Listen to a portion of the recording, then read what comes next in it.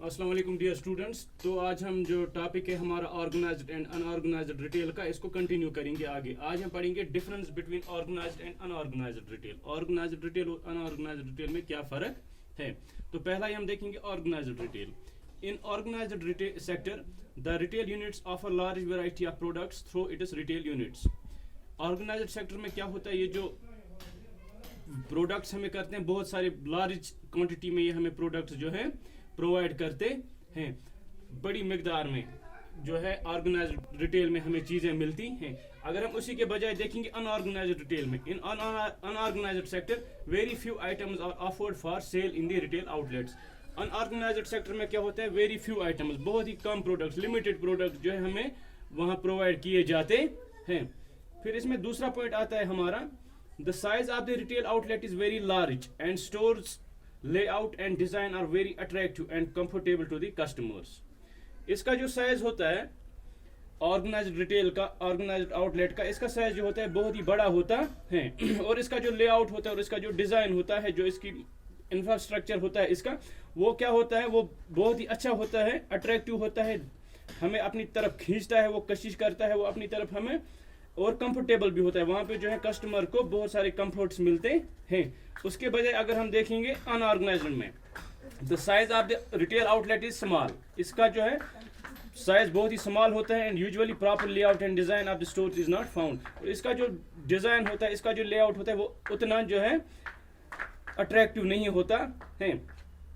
और ये जाहिर सी बात भी है, अगर आप देखेंगे जिस चीज़ में, जिस जगह पे जितनी ज़्यादा चीज़ें होंगी वो जगह उतनी ही बड़ी होगी। तो ऑब्वियसली जो ऑर्गेनाइज्ड सेक्टर है इसमें ये हमें बहुत सारे, जैसा हमने पहले पॉइंट में देखा कि हमें बहुत सारे प्रोडक्ट्स जो है प्रोवाइड करता है। जब ये हमें बहुत सारे प्रोडक्ट्स प्रोवाइड करता है तो ऑब्वियस है कि ये इसका जो साइज़ है वो बड़ा होगा। और जो अनऑर्गेनाइज्ड रिटेल है ये हमें जो है बड़ा लिमिटेड प्रोडक्ट्स ये हमें प्रोवाइड करता है, तो इट्स ऑब्वियस कि इसका जो साइज होगा वो भी छोटा होगा as compare to organised retail. फिर इसमें तीसरा पॉइंट आता है हमारा, the size of the employees is very large in organised sector. यहाँ पे जो एम्प्लॉयज होते हैं, यहाँ पे जो लोग होते हैं जो यहाँ काम करते हैं, वो ज़्यादा होते हैं।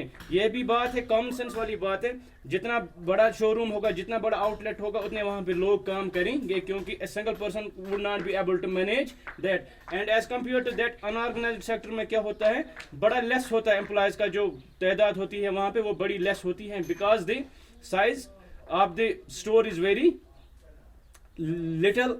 एक बात है, दूसरा जो प्रोडक्ट ये हमें प्रोवाइड करता है वहाँ पे debt is very less, so it's obvious कि इसका जो साइज होगा वो जो है छोटा होगा। किससे, एम्प्लॉयज का, इसका जो इसकी तादाद होगी, ऑर्गेनाइज्ड रिटेल से वो इसकी तादाद कम।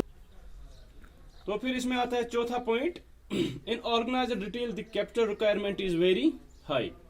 जो ऑर्गेनाइज्ड रिटेल होता है इसमें जो कैपिटल, जो अमाउंट हमें ज़रूरत होता है बिजनेस स्टार्ट करने के लिए, बिजनेस चलाने के लिए, वो बहुत ज़्यादा होता है। कैपिटल रिक्वायरमेंट हो गया, पैसों की जो ज़रूरत होती है हमें, वो बहुत ज़्यादा होती है।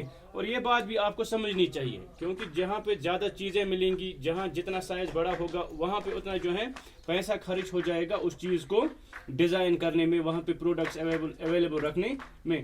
और उसके बजाय अगर हम देखेंगे अनऑर्गेनाइज्ड सेक्टर में, एक छोटा बिजनेस आउटलेट होता है, तो यहाँ पे क्या होता है, capital requirement is very low. तो जो पैसे की ज़रूरत होती है हमें, वो उतना पैसा नहीं चाहिए होता है हमें स्टार्ट करने के लिए, ये बिजनेस रिक्वायर, ये जो है ये बिजनेस अनऑर्गेनाइज्ड रिटेल रन करने के लिए ज़्यादा कैपिटल की ज़रूरत नहीं होती है। उसके बाद लास्ट पॉइंट है इसमें, in organised sector the network of the retailer is vast and operates number of branch at different places.